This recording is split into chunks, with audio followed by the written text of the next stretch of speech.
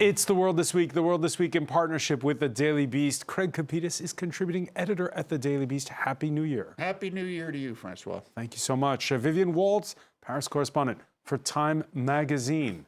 How's 2024 looking? So far, so good. Okay.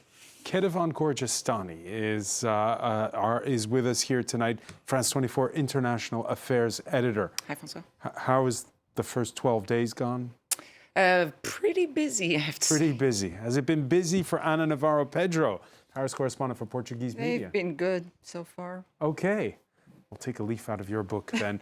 By the way, you can listen, like, and subscribe to The World This Week on Spotify, Apple Podcasts, and other fine streaming services.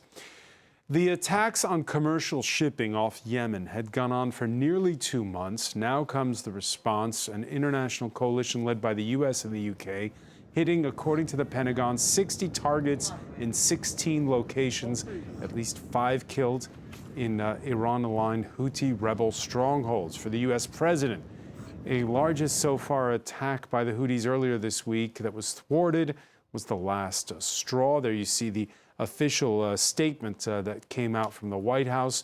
12% of the world's commercial shipping passes through the Red Sea. The militia group, which since November 18th, in solidarity, it says, with the Palestinian cause, has been launching those attacks, saying it will not back down.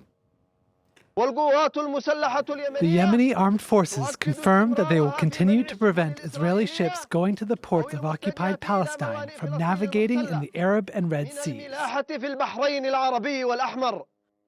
Vivian Walt,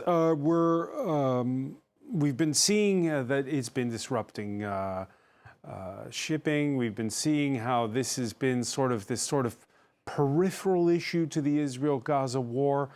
Is it peripheral now? No, certainly not. I mean, yes, it's peripheral to the actual Gaza campaign, but in a sense, this was a little bit inevitable that sooner or later you would have a kind of contagion through the region. And this is sort of another order, because it's not simply about Israel and the Palestinians and Hamas. It really is the global economy, and it's really kind of one of the lifelines of the global economy. You have already a huge impact on price increases. The oil is going up. You're talking about about 5,000 kilometer detour for ships, for commercial ships, to go around the tip of Africa in order to avoid the Red Sea. So this is a really big deal, and possibly involving Iran, which, of course, takes us to another order. It's the question of how much are countries like Iran, the United States, dial this up, Ana Navarro Pedro? That's the big question. Just to follow up on something you said, some shipping companies were putting on their, you have radar for all the boats or the vessels on the sea, and they've put up these signs not related to Israel, not going for Israel or not related to Israel, in order not to be attacked. So far, the Houthis, so they claim, and apparently the insurance companies also confirm somehow, they only have attacked ships that really have connection somehow with Israel, either carrying merchandise to or from Israel, or being related to ownership in Israel. A British company in the last hour has reported that a British maritime insurance company has reported that there's been a ship carrying Russian oil that's been targeted. Yes, but now things have changed, because they've said that every U.S. and British vessel can be a target for the Houthis.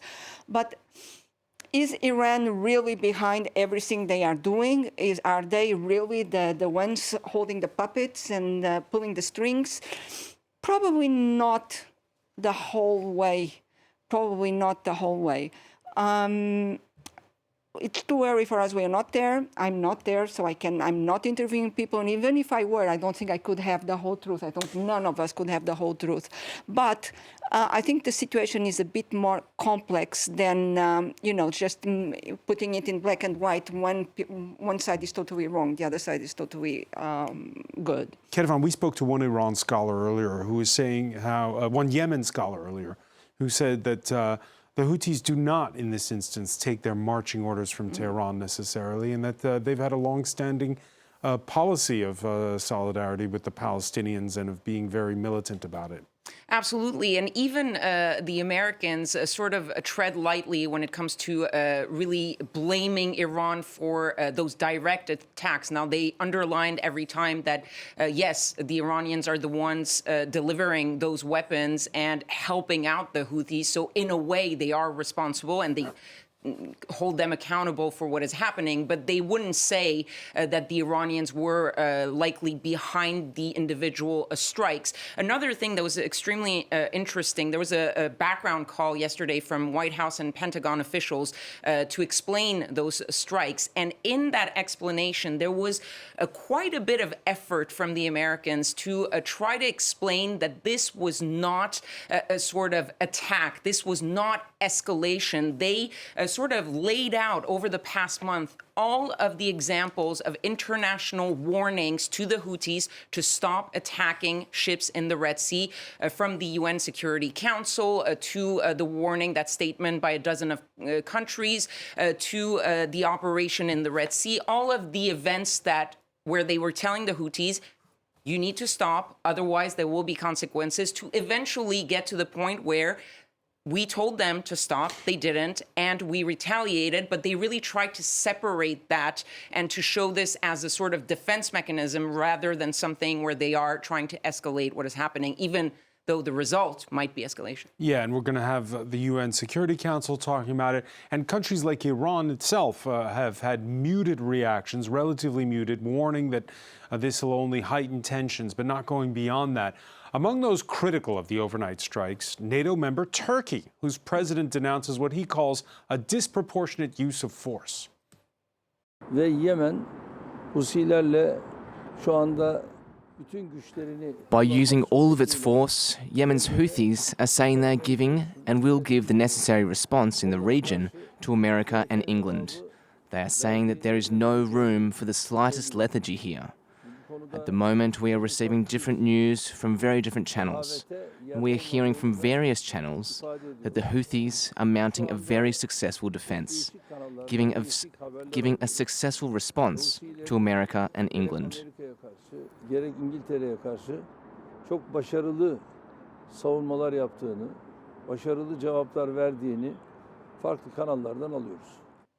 Kapitas, it kind of surprising to hear it stated that bluntly, that effectively it sounds a bit like an endorsement there from Turkey's president. Yeah, if the same thing was going on in the Bosphorus or the Dardanelles, old tie-up wouldn't be sounding like a member of Houthi and the Blowfish there. Look, you know, they might... I saw that interview with your Yemen scholar. Yeah, well, they're certainly getting their guns and ammo from the Iranians. The Iranians are into this up to their neck, and it's the Russians as well. And the arithmetic of this is quite simple. The Iranians and the Russians don't care. They want to see dead bodies. Really? Yes, they do like causing mischief. Have you seen what's going on in Ukraine lately? So they're going to keep causing problems there. And what's the West going to do? You're going to turn the place into a parking lot? I mean, this is what it's come down to. We have been having this discussion in this region. I mean, it's been going on since the Old Testament, quite frankly, okay? And remember, the only way you can defeat the Philistines is with the jawbone of an ass, but that doesn't work anymore because they tried that with Netanyahu, and that certainly didn't work, okay? So this is going to go on. It's moving towards a full-tilt boogie global war here. Well, they're trying to knock off global trade. And Navarro Pedro. Let's also see, maybe we don't believe in coincidences in our profession, but there is something in the timeline of what is happening in the last 24 hours. It's fun, it's weird. There was this oil tanker called St. Nicholas was arraigned or seized by Iran. He was transporting oil from Iraq to Turkey, actually. And to Turkey, that's an important point. Important point. Few hours just like 2 or 3 hours after that, there was this emergency meeting called by British Prime Minister, and it was the beginning. Everybody went on to say that they were going to attack Yemen, which is funny in military operations to tell beforehand what you are going to do, but that's a new thing this century. Remember that this vessel was at the center of a war between the United States and Iran a few years ago. This vessel Back in April. They were just back in April. called, it was 23 or 22, I think it was 2023. sorry. Yeah. So he was carrying Iranian petrol, oil, apparently. The United States seized the ship and took the oil. And now putting that vessel right under the nose of the Iranians in the Amman Gulf, at this time, I don't know who had that brilliant idea, but I mean, maybe they could have thought twice. Or then, as some people are saying, this was a brilliant maneuver in order for the United States and the United Kingdom to have a reason to What attack is clear is that they're the two concurrent events. On the one hand, what we've been talking about in the Red Sea, but also the seizure of that oil tanker. Well, it's got oil prices rising this Friday. Thursday's incident took place close to the Strait of Hormuz between Oman and Iran. Tankers have changed course reportedly. Meanwhile, you have, again, it comes back to what we were saying at the outset, electric car maker Tesla saying it has to shut a factory outside Berlin for a few weeks because there's a supply chain problem. And you can see on this map what that supply chain problem is, Vivian Walt.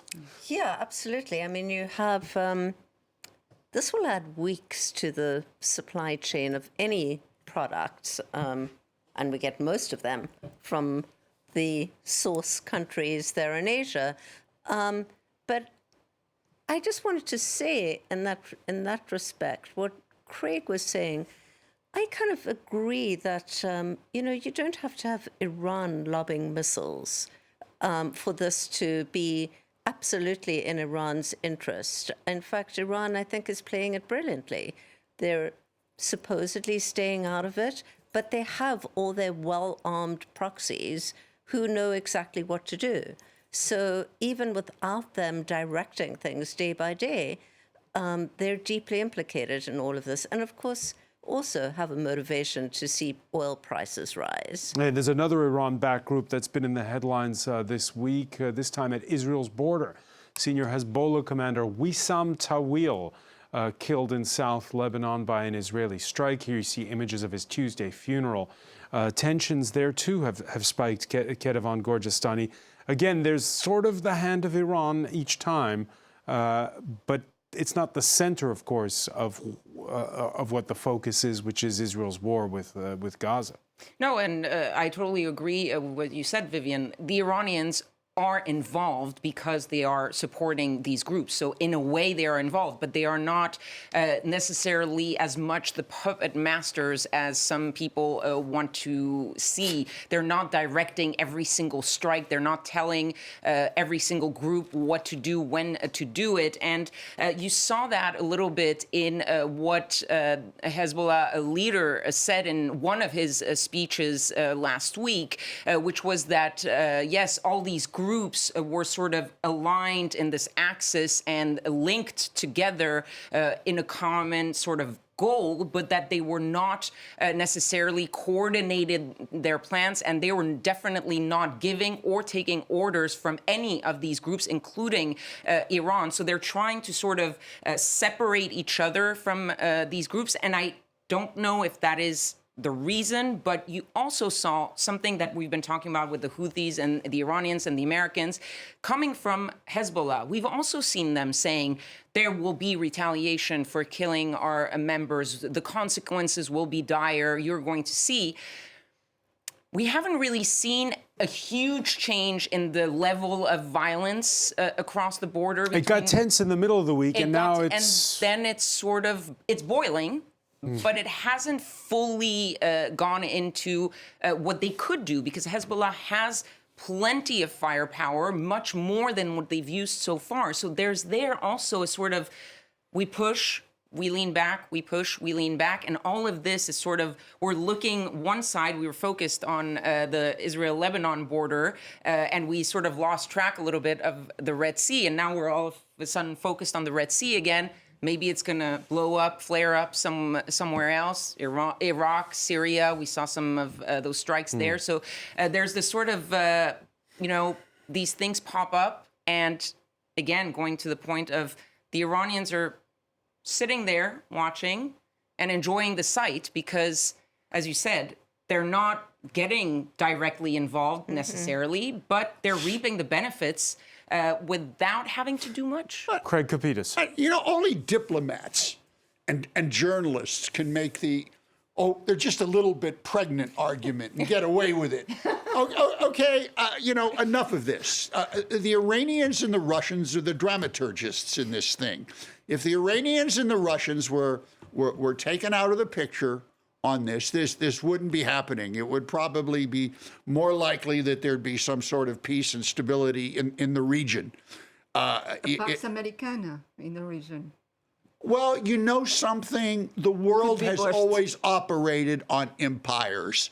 Peace, love, and brown rice, okay? And that one is it does. That's the real politique of the situation. Yeah. And the fact of the matter is, at least where I come from, I'd rather be with a secular democracy than with a bunch of wackos, okay, fighting over 7th century religious nonsense, whether that religious nonsense is Islamic or Jewish or Zoroastrian or whatever. But what is getting tiresome, and I think the world is getting tired of it, certainly the American public and the Western public, is this, they're just a little bit pregnant. Oh, the Iranians didn't do anything last week, so we could be okay. They're into this up to their necks, and they have been for decades. Ana Navarro Pedro. The thing is that the problem is that if they are totally pregnant, to use your expression, if they are up to this in the neck, is because the current analysis is the American empire is going down. And so this is the time where everybody attacks. Of course, there's another protagonist. And that's when world wars happen. Read the Guns of August. Okay, exactly. This is totally on the when same they happen. page. All right, there's another protagonist in all this, and that's Israel, which is having its day in court over the war in Gaza. South Africa, a fellow member of the 1948 Genocide Convention, lodging the charge that with more than 23,000 killed since October the 7th in the Gaza Strip after that surprise attack by Hamas. Israel's campaign has aimed to bring about, quote, the total destruction of Gaza's population. South Africa unequivocally condemned the targeting of civilians by Hamas. That said, no armed attack on a state territory, no matter how serious, even an attack involving atrocity crimes, can provide any justification for or defense to breaches to the convention, whether as a matter of law or morality. Israel's response to the 7th of October 2023 attack has crossed this line.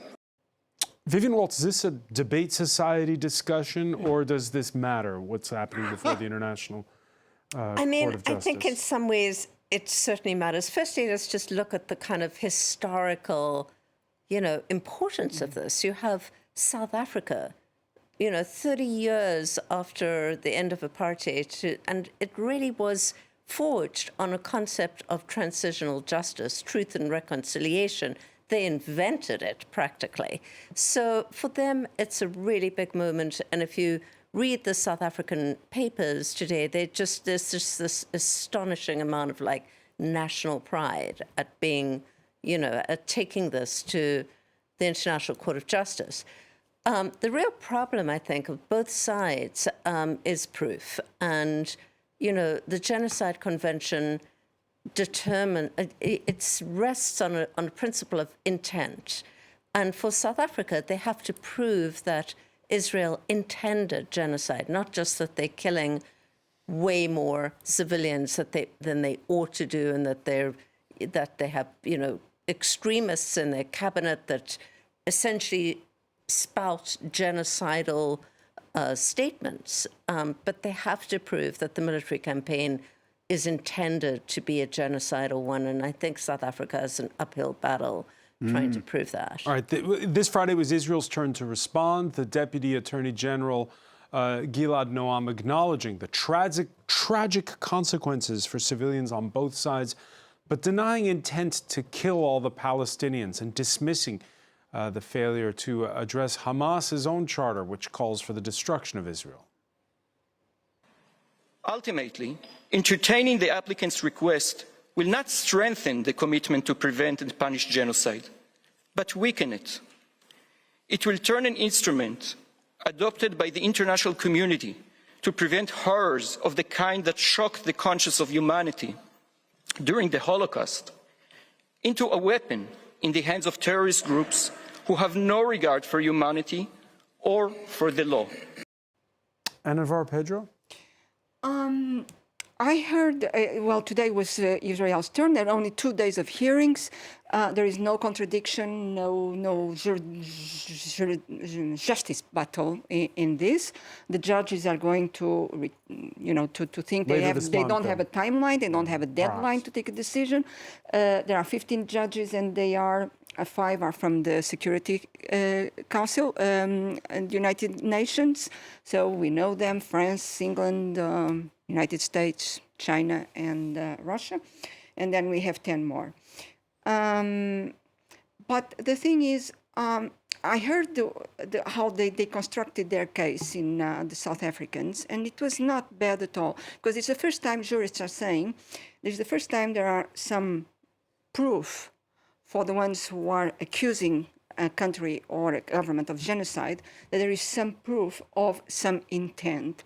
And so they brought up all the declarations from Netanyahu, from ministers, from generals or from army officers, from parliamentarians, deputies, etc., which are also angry declarations and which are also revenge declarations, but there is definitely in what they put next to each other on that court of justice, there are all the time this line of erasing Gaza, erasing Gazians, and destroying. But there's not premeditation. It was Hamas who attacked. That is the point. I mean, but now if you say it beforehand, if you are saying it now and carrying on military operations afterwards, is this a point of case or not? Kedvan Gorgistani? There's another point, because the whole question of whether it's a genocide or not, that is likely going to take years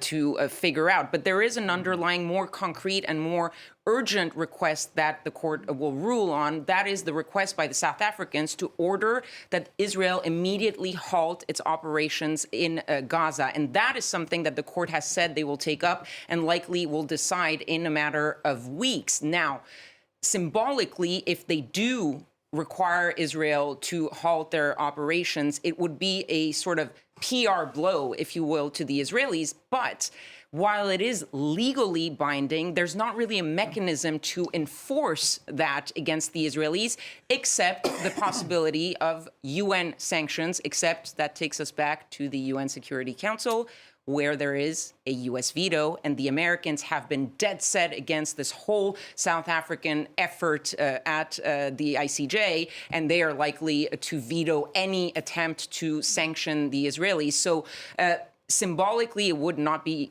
good for Israel's standing on the international stage, but it wouldn't really change anything for the people of Gaza, because the fighting would continue. It would have been much better if the South African government, a bastion of democracy and liberalism and, of course, clean living, could prove, went to The Hague to show that they could, chew gum and walk at the same time, and brought the same charges against Russia for what they did in Ukraine. But of course, oh no, they couldn't do that because they're all very chummy with the Russians. It's grandstanding. I mean, I understand it. Very nice of them to do it. But it has sparked an important discussion. For instance, the difference between what is genocide versus what is just simply war crimes. I know both are horrific, but it doesn't. I think it goes back to what you said originally. This is something for a debate class. this is war. And in war, the victors are the ones who make the rules and who's guilty. I just do think, however, that it nonetheless kind of ratchets up the pressure a little bit, especially on the U.S. I mean, you have Blinken the very same day in the Middle East, and he's trying to thread this needle, which is getting kind of narrower and narrower. What's he going to do? This is what I don't understand. What I don't understand here, okay, and please, someone educate me, is why Netanyahu, who's the problem in all this, is still there. Explain to me why this guy has not been defenestrated. I mean, I'm going to miss how his smile lights up every room he walks into, but this is where the problem is. The problem is not in The Hague. The problem is not in all this debate society stuff. The problem is Benjamin Netanyahu, who's just as bad as the friggin' mullahs in this instance. But I think it goes back to what I was saying, is that the U.S. is trying to basically have it both ways, keep the government kind of stable there, tell them that they back them totally, but it's an independent state. Are you saying Israel's the 51st state? We'll see. I mean, this is what I don't get. Why is he there? Someone call us. Why? Let's do another debate on that question. Why is he still there? Much more we could say on this. We'll move on for now because it's been a busy week here domestically. Remember when Emmanuel Macron ran for president at 39? Now in his term-limited second mandate, without a majority in parliament, with polling stuck in the doldrums, he's gone and appointed France's youngest ever prime minister, Gabriel Attal, taking the reins from the technocratic Elisabeth Borne. In her 20 months on the job, she dutifully pushed through unpopular pension and immigration reforms. Enter the 34-year-old Attal, whose political rise has been meteoric. It's been said over the last few hours, I've read it and I've heard it, that the youngest French president in history appoints the youngest prime minister in history. I want to see this as a symbol of boldness and of action. All right, so Tuesday was Gabriel Attal Day. Then, after days of haggling, Emmanuel Macron convening this Friday a first cabinet meeting with the new cabinet. They're in a smaller room there, you can see. And there he is giving his marching orders. Very well, the government's gathered. Let's get to work. Vivian Walt, is this Gabriel Attal? Again, it's the question we ask each time there's a new prime minister. He may be 34, but is he the prime minister or the chief of staff? Well, there he is at the table with these, with his cabinet, most of whom are old enough to be his mothers and fathers. It is a little bit odd. Then again, he's a breath of fresh air. He's new energy. He's, new blood. Maybe he's not a new face anymore. I mean, he's certainly not a new face. Been, for the last 6, close to 7 years, a mainstay of every government. And I'm sure 2 days into the job, he's already greatly missing his old job as Minister of Education. I mean, what a terrible job to have. The Prime Minister in a government where they don't have the majority in the National Assembly, where everything is going to be a fight to get through, and he is going to be blamed for everything. So, whereas like everybody says, oh, he's obviously the successor to Macron, he could find this as a real kind of negative in the end. Exactly. Right. And speaking of youth, the new government also including the youngest foreign minister in living memory, Stéphane Séjourné, who, by the way, was in a civil union with the new prime minister. We have the first openly gay prime minister of France. And so he's off to Ukraine on Saturday. Your thoughts on this cabinet with there's these youthful figures? There is this youthful nomination. There is something weird. I mean, I don't know if in Portugal the prime minister had designed his partner to be Minister of Foreign Affairs. That would be a scandal. It's his former partner. Former partner, yeah. Apparently they're on good terms. That's what they say. It's former. We don't know. Anyway, it would be a scandal. Even if he's the most competent person for the job, that would be a scandal at home, but maybe we are old Are you fashioned and suggesting old that the school. French press isn't talking about it enough? The French press is not talking about it. But on the other hand, the thing is he good for the job? I mean, he just left. There are going to be elections. He was heading the Renew party at European Parliament, and he just left right before a big battle for elections in in European Parliament. So that is not a very good sign neither. But let's wait and see. This is a very weird choice of people anyway in France these days. Very weird choice. Kedevan Gorgestani. I think this government, this new government, when you look at it, first of all, it was supposed to be a reshuffle. You're seeing a lot of the same faces. Now, we talked about some of the new ones, but you have Bruno Le Maire is still there, Gérald Darmanin is still there, Dupond-Moretti, the justice minister, is still there. And there are three things that are very clear in this government that were sort of the focus of the previous governments of Emmanuel Macron. Equality between men and women, yes, in numbers, but all the ministères régaliens, as we call them here in France. All the big jobs. The big jobs, the economy, justice, interior, all of those are men. And now foreign affairs, he's young, but he's a man. So White men. White men also. So gone is the parité for the women. And the women are put back into the ministries that often are referred to as the gendered ministries, where you see women usually. Health, education, culture. So that's gone. Then gone is the en même temps between the left and the right. This one is tilting way to the right with, as we see here, Rachida Dati, who's from the opposition, has been super critical of Emmanuel Macron among les Républicains. And so you're seeing a rightward tilt. And finally, gone are the technocrats, the people whose job it is, who have been there, like Catherine Colonna, a veteran diplomat. You have politicians that are back in some of these positions, like Rachida Dati. So all the elements that made for the sort of new Macron governments in the past kind of. Yeah, you mentioned Rachida Dati, quick domestic politics rabbit hole. She's a surprising nomination. She had been a justice minister under Nicolas Sarkozy, poached from the Conservative Les Républicains party, named culture minister. The choice is surprising because the tabloid favorite is also under investigation in one of the cases involving former Renault boss Carlos Ghosn. The Fifth Republic has ensured that culture in France is not just another commodity. And that's what we call the cultural exception.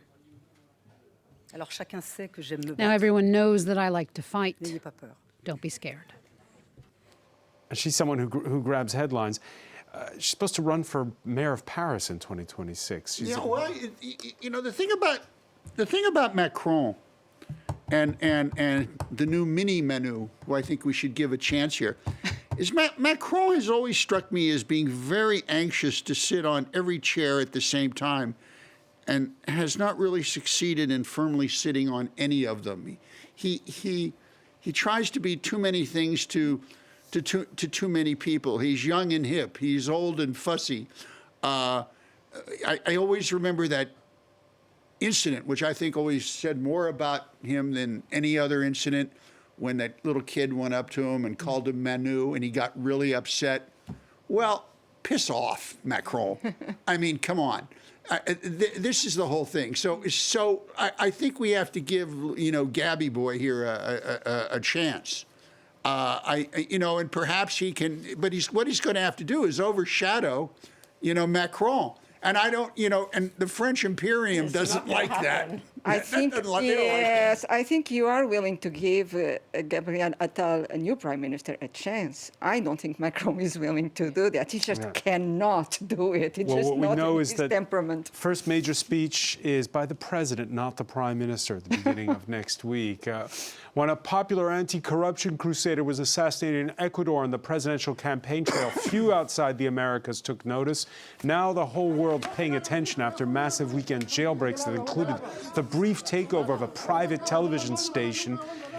Dozens of prison guards are still being held hostage. At the heart of it, plans to move the leader of Los Choneras drug gang, Adolfo Macias, to a high-security facility, better known as Fito. He's not been seen since the weekend.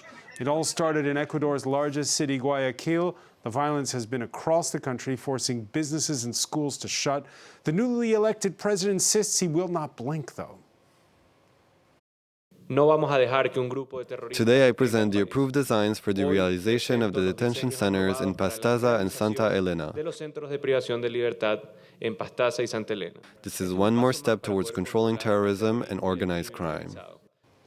He, by the way, is 36 years old. I was just about to say another 30-something leader, yeah, with a little bit more power than Gabriel Attal. Yeah, but what's going on in Ecuador? Well, you know, it's funny because Ecuador for quite a while was seen as this kind of peaceful place. Of course, it never quite was, and a lot of what has been happening sort of under the surface has exploded to the surface. It's become a major transshipment point of cocaine. So, you know, you have, as other countries in the region essentially deal with the drug trafficking a little bit more efficiently, say like Colombia, you have Ecuador essentially filling a vacuum. I think that is one way. Yeah, drug traffickers go where it's easiest to export their goods. Not only that, they take the upper hand in the countries where the state is getting weaker and weaker and weaker. And now this is maybe a warning for all the people, all the liberals or ultra-liberals who are saying that the liberal in French in Europe is right-wing, if you want, who are saying that we should have less and less and less state in the things of the in the public affairs. It's not possible because they will fill the void. And let me tell you something else. Some time ago, we've heard some American senators calling for the invasion of Mexico by the U.S. Army in order to fight the drug cartels, who they say are supplying the drugs, you know, the zombie drugs, going fentanyl, I believe, in the United States.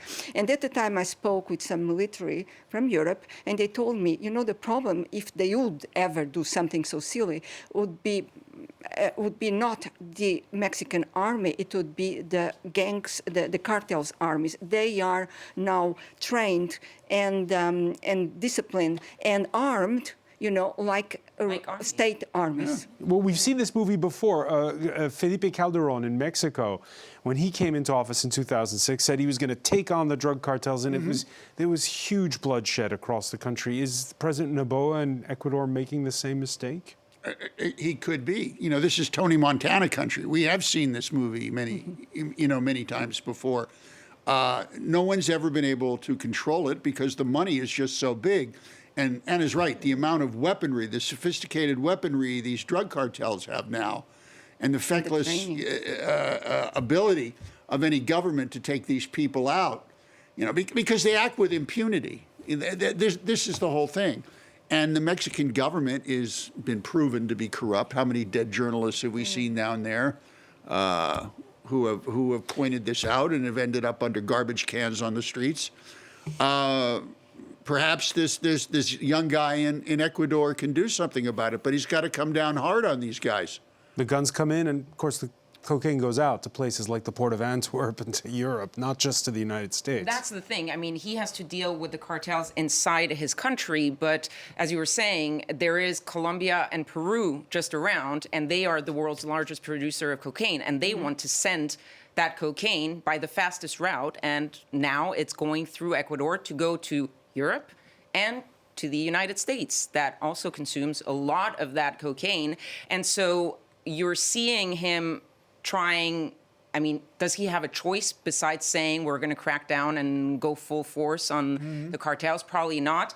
The Americans are dispatching top officials to Ecuador in the coming days to try to figure out how they can help in this new war on drugs. We've heard that, also that expression before, because they see also that they need to help the countries and the leaders who are trying to do something succeed. Otherwise, he's going to be taken over the same way other countries Which have. they've been trying to do since the 1970s. Well, but Not successfully, but- I'm wondering, will the cocaine be able to transit the Suez Canal and the Red Sea, and the Straits of Hormuz? Going full circle there. These are questions. Well, thankfully, no one was hurt. But after tragedies that befell the models of the 777, the earlier ones, Boeing's got explaining to do about the fuselage door that flew off an Alaska Airways flight shortly after takeoff from Portland, Oregon. The plane turned back, and after several days, the door was eventually recovered. I got a call from a friend of mine yesterday late afternoon suggesting that I check my backyard because people were still looking for the door and it hadn't been found yet. And I thought, yeah, sure. It's not very likely that it's in my backyard, so I didn't do anything for a while. But I finished my preparations for the week and I thought, well, okay, I should go out and check. And sure enough, it was in Bob's backyard.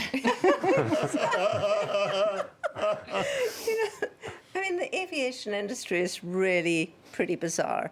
I mean, you have this company, of course, it's not going to go bankrupt. It's like $150 billion company. It's too big to fail. Exactly. It's too big to fail. And there's only two, really, in the world. That make commercial airliners. Yeah. Airbus and Boeing. That's it. And a little bit of a Chinese company who are producing this enormously growing market for commercial airlines. So, what's striking is we fly on airlines all the time, all of us, I'm sure regularly. Do we ever stop to think, what's the plane we're flying on? Yeah. Oh, yeah. But it's never been safer. Anna. I mean, people were every year we break numbers of people taking to the skies. So percentage-wise, it's pretty safe. Of course, it's probably by far the safest way to travel, but it's pretty spectacular when it fails. Yeah. Craig Kapitas, one of the problems at Boeing is they were based in Seattle, and there seems to have been this, over the year, this drift away from, Ana Navarro-Pedro was talking about this push towards neoliberalism. There was this drift where it was no longer engineers running the company, it was the marketing and sales department. Marketing, sales, bankers, hedge funds, which is a big problem. One of the things that I had heard about Boeing, this goes back many years when they were drifting, as you were saying, out of Seattle. When you build an airplane, you want everyone in one place. I mean, they talk about a group project. This is not something you can do by phone or by home. You have to have everyone around. And a lot of those units that were involved in creating the aircraft were no longer in the same place. And that's dangerous. You don't see that when they build a submarine. No, and another thing, as you said, there are only two major makers of airplanes in the world, and still they are outsourcing more and more of the job. This was actually another company who fabricated and manufactured the doors and the screws and that. There wasn't a design flaw; it was a manufacturing flaw in this case. It was a manufacturing flaw, but I mean, they also have charges. They also have to comply with the requirements, of keeping the prices down, and they have problems with the staff as well. So this is absolutely amazing. They have the whole world's market, and on top of it, they are still doing it as if there was a huge competition. This should be they over. want to see what I've always called artificial growth. They say, well, if we have to have, I'm just taking a number out of the sky, we have to have 10% growth every year. Yeah. Well, what's wrong with 3%, if you're growth? Because they got to pay off these shareholders and stockholders. And if money, power, greed, and it just doesn't work when you're dealing with people's By the way, lives. Ketevan Gorjestani, most impressive, it wasn't just a door, there was headrests and stuff, was an iPhone that was still working that fell out of the sky. One man going about his walk found it. It was on, he turned off the airplane mode and deduced by the messages that this was a passenger on board that flight. I mean, we're sort of laughing about it because nothing really bad happened, and we can talk about these things. But I mean, if that door had flown off at a much higher altitude, we would be talking probably about a few deaths at least. So in this case, nothing happened. And it's always these accidents, incidents that force those aircraft manufacturers, the authorities overseeing them, to sort of look into how their protocols are done. And that's what the FAA is doing. They just announced that they were reviewing and maybe reconsidering the fact that it is the manufacturers and the suppliers, their own employees, who check the validity of the security procedures. And the FAA now is reconsidering that, saying that there might need to be a third party that checks all these security measures to be sure that it's separated from those manufacturers who, as we were all saying, are looking more and more towards the profit and possibly less and less, or putting to the side some of the security issues. How good those regulators are. We could talk about that for the whole night, but unfortunately we're out of time. Ketevan Gorgestani, I want to thank you. I want to thank as well Craig Capitas, Vivian Walt, Anna Navarro Pedro,